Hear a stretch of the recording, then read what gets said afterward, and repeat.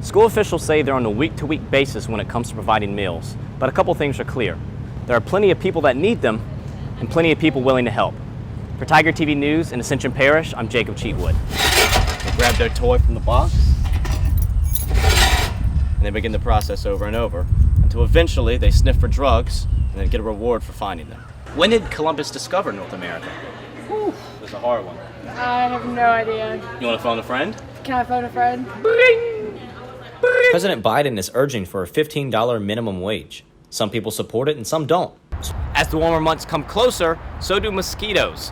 Bug spray may help, but the real solution is how to handle abandoned tires like these. Abandoned tires in Baton Rouge are more than pieces of rubber. They're a hot spot for mosquitoes, and local officials recognize the problem. The shape of tires and the dark color of tires creates a perfect breeding ground for mosquitoes. These container mosquitoes. Untouched tires collect rainwater that can't evaporate and remain stagnant, which give mosquitoes a free ticket to a 5-star tire resort. And residents are noticing too. I just think that it should find a proper place to put tires like that because it can become hazardous, especially like in the summertime with mosquitoes. Thanks to a $605,000 grant from the CDC, the Baton Rouge Mark Department is buying a tire shredder to combat citizens dumping their tires in random places. The mayor offered a location on some city property where we're already doing, that's already zoned for industrial waste. The maintenance lot is away from residents in an unincorporated area between Baker and Zachary. And the tire shredder is expected to be relatively quiet and emissions-free. So there's not going to be any danger for that causing any problems to the environment or anyone who's close by. Baum Environmental will operate the facility and sell the shredded material for reuse. The company will round up abandoned tires from all across East Baton Rouge Parish, combating both the mosquito and blight issues. Take our garbage, go do something with it. If you can do something positive for the environment and reuse or recycle these tires, I say go for it. Watson fully expects the shredder to be up and running before the fall of 2020. For Tiger TV, I'm Jacob Cheatwood.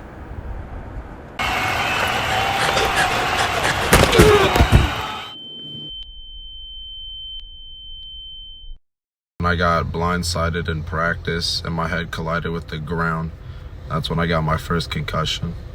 Running kickoff drills, so whistle blew, we ran down the field, and the next thing I knew, I woke up on the ground. I was running downfield trying to make a tackle, then the next thing you know, I just black out.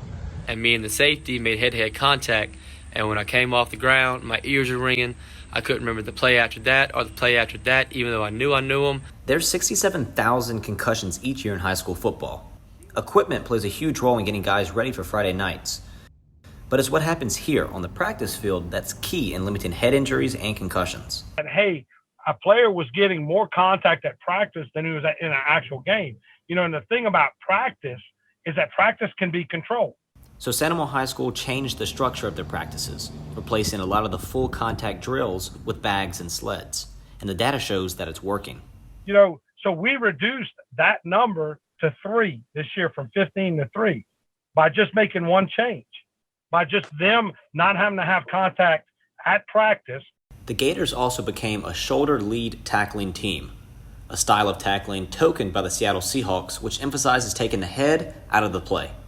It still can be physical. It still can be the way it is, but it's safer. And, you know, it has to be safe. Sandoval has decreased its varsity concussions by 800% over the past 5 years, all while maintaining a winning record. So it goes to show you that successful football is safe football.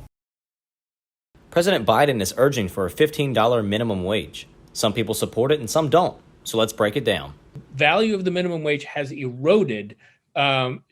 The only conclusion is that we are simply not paying workers enough. That's Jan Moeller of the LA Budget Project, and he's not wrong. 32% of Louisiana's workforce works for a low wage.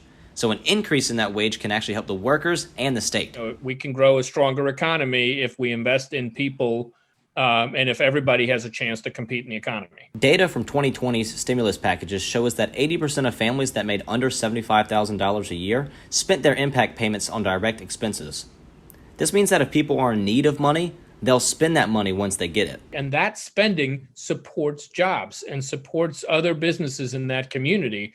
But the Congressional Budget Office predicts 1.3 million jobs would be lost if the minimum wage jumped to $15. And that could hurt local business owners like Sarah Sanders. I don't know that I could adjust anything right now the way this business operates, because we only rely on a few bodies to do all the jobs that need to be done. But luckily for Sanders, President Biden's plan slowly increases the wage year by year until it reaches $15, hopefully giving her enough time to incorporate higher wages into her operating cost. In the end, the consumer will see it in the prices of what they're buying. But lucky for you, the consumer, data shows that a 10% increase in wage only results in a 0.36% increase in prices. Do you support this plan? Head to Twitter and mention Tiger TV in your tweet and use the hashtag #RaiseTheWage so we can track results. For Tiger TV News, I'm Jacob Cheatwood.